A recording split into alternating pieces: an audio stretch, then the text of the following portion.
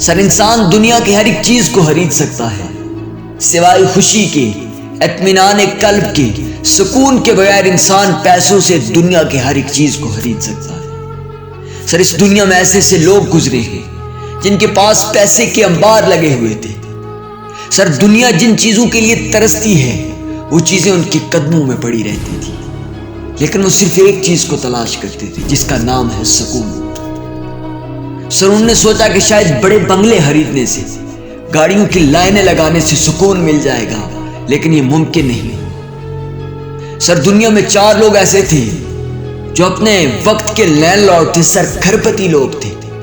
سر وہ دنیا کی ہر ایک چیز خرید رہے تھے لیکن وہ سکون نہیں خرید سکتے تھے۔ سر وہ سکون کی تلاش میں نکلتے ہیں کہ کہیں سے سکون مل جائے، لیکن پھر سکون نہ ملا سر تو 2 نے خود کو خود مار دیا تھا۔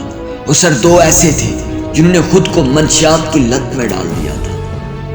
انہوں نے سوچا کہ شاید نشہ کرنے سے سکون مل جائے گا، لیکن یاد رکھنا کہ جب اندر سے سکون نہ ہو تو پھر نشہ بھی کبھی اثر نہیں کرتا، پھر انسان کو نشہ بھی نشئی نہیں بنا سکتا اگر انسان کے اندر سکون نہ ہو، کیونکہ اطمینان ہی وہ چیز ہے جو ہر ایک چیز کے لطف کو محسوس کرواتی ہے۔ اس لیے زندگی میں کچھ وقت اپنے لیے نکالیے۔ سر کوئی غم بانٹنے کے لیے نہ ملے تو آئینے کے سامنے کھڑے ہو کر اپنے غم گسار خود بنیے۔ سر زندگی میں تھوڑا سا خود مسکرائیے۔ جاوید چودھری کہتے ہیں کہ جو ایک چائے کے کپ کو بھی انجوائے نہیں کر سکتا وہ کبھی بھی اپنی زندگی سے لطف اندوز نہیں ہو سکتا۔ سر سکون اندر ہوتا ہے، ہم اسے باہر تلاش کرتے پھرتے ہیں۔ سر سکون انسانی کے اندر ہوتا ہے۔ یاد رکھیے گا کہ سر ایک کتاب لکھی گئی ڈیل کارنیگی نے کہ پریشان ہونا چھوڑیے، جینا شروع کیجیے۔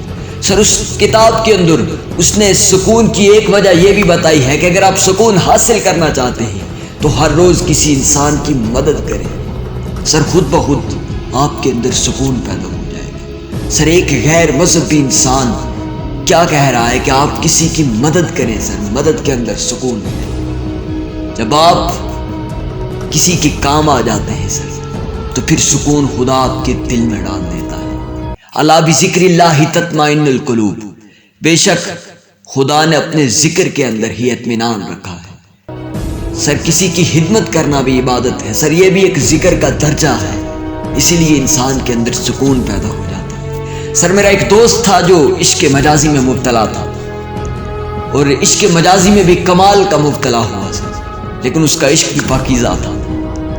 وہ کہتا ہے کہ ایک دن مجھے خبر ملی کہ میرے ساتھ دھوکہ ہو گیا ہے۔ وہ میرا کلاس میٹ بھی تھا۔ وہ کہتا ہے کہ ایک دن مجھے خبر ملی کہ میرے ساتھ دھوکہ ہو گیا ہے۔ تو رات کے وقت میں سگریٹ سلگائے ہوئے اپنی چھت پر بیٹھا تھا اور اس قدر غمزدہ تھا کہ چاہ رہا تھا کہ شاید آج میری زندگی کا آخری دن۔ وہ کہتا ہے مجھے کچھ سمجھ نہیں چل رہی تھی کہ میں اس وقت کیا کروں، بس سگریٹ پہ سگریٹ لگائے جا رہا تھا، اور اسی وقت خدا نے مجھے یاد کر لیا۔ کیونکہ یاد رکھنا کہ جب آنکھوں میں بے وجہ آنسو نکل آئے نا تو سمجھ لینا کہ اس رب نے تمہیں پکار لیا ہے۔